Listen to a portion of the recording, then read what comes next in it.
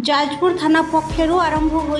जलछत्र राज्य में तीव्र ग्रीष्म प्रवाह जारी रही बेले साधारण लोकों सहायता पाई जाजपुर पुलिस पक्षर निरा पदक्षेप नि जाजपुर जिले में दिनकू दिन बढ़ुवा तापमात्रा लोक जीवन शैली बहुत कष्टकर कर परिस्थिति को दृष्टि रखी जाजपुर एसपी निर्देश क्रमे जाजपुर थाना परिसर में जलछत्र व्यवस्था कर जलछत्र माध्यम थाना परिसर दे आसुवा लोक मैंने यात्री और पथचारी मैंने मागणार शीतल पानी पाई पारिबे। ग्रीष्म गरम मध्य लोक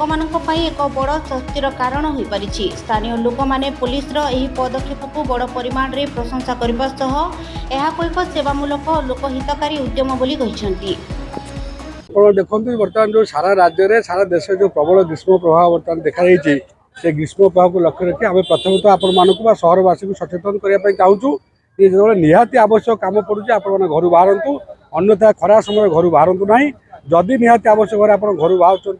सफिशिएंट प्रोटेक्शन व प्रिवेंटिव नहीं आप बाहर मुंडे छता दिंतु गोटे पादरे जोता पिंधु एवं सचेतनता होकर बाहर को बाहर एवं यही ग्रीष्म प्रभाव को लक्ष्य रखी आम जाजपुर जिला पुलिस तरफ एसपी निर्देश मुताबक प्रत्येक थाना एरिया आम जल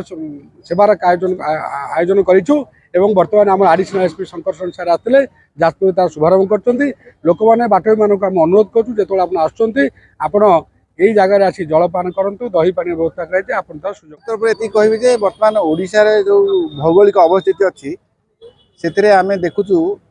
किछि वर्ष धरी अंशुघात रे बहुत लोग प्राण हराउछन्ति तेणु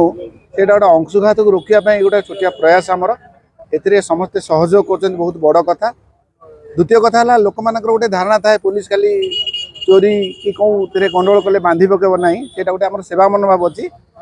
आमर जी अच्छा एसपी सार निर्देश क्रमे सबू थाना होची आम जाजपुर थाना से व्यवस्था ग्रहण करें आशा करूँ जो जाजपुर टाउन जो बासिंदा अच्छा लोक मैंने अच्छा जनसाधारण से निश्चित भाव में पुलिस सेवा मनोभाव को ग्रहण करेंगे एवं जो बाटरे विभिन्न काम समस्ते तो खरारे हठात पानी पाऊन आम ये व्यवस्था कर जलछत्र से आसी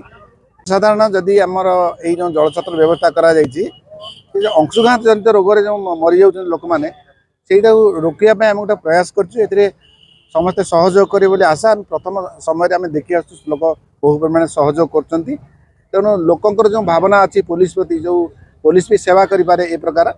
ये भावना सहित जोड़ी हेले निश्चित भाव में समाज बहुत मंगल हो पार।